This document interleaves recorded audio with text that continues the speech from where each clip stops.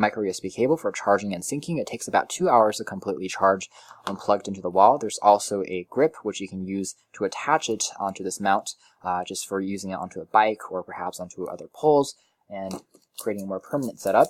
There's also an instruction manual in the box as well, in addition to a mounting bracket and screws. And that's all the contents basically that you get in the box. Checking out the design of the speaker next, as you can see, for a Bluetooth speaker, it offers a reasonable size. It's crafted completely out of a soft touch rubber, which makes it very grippy and easy to hold.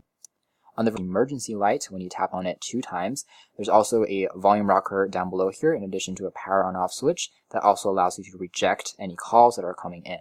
There's a rubber flap on the bottom that covers up the various ports to prevent water from coming in. This includes a TF, a micro SD card slot, so you can play back songs and music directly without the use of a phone or a tablet, which is pretty cool.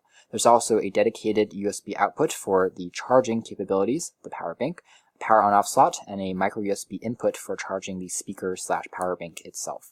And that's basically the design. There's also a lanyard strap, but you can see it's pretty clean and offers a nice presentation when you set it onto a outdoor trips. Tapping on it a second time, it becomes a bit dimmer actually, and then the third time is the SOS flashing mode for help. Pressing on the fourth time turns the entire thing off.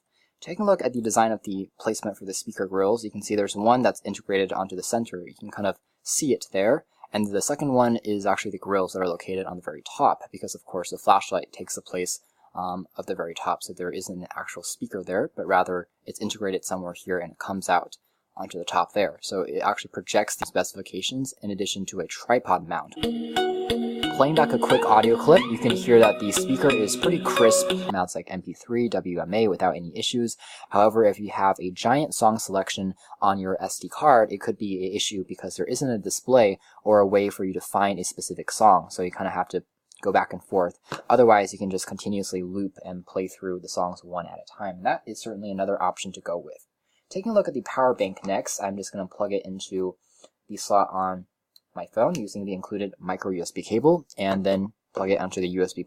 Basically, charging will begin automatically. As you can see here, it is a smart charger in the sense it's not going to overheat your device, and it's also going to stop charging automatically once the battery is full. In terms of charging rate and performance, obviously it's not as good as a Qualcomm-enabled quick charge technology charger.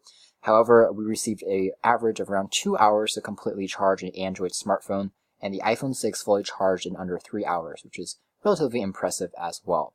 For larger devices like Android tablets, it took a bit longer, roughly 2.5 hours, but it was still pretty competitive with what we saw. At the end of the day, we were definitely a flashlight in addition to an MP3 player. So to learn more information about this unit,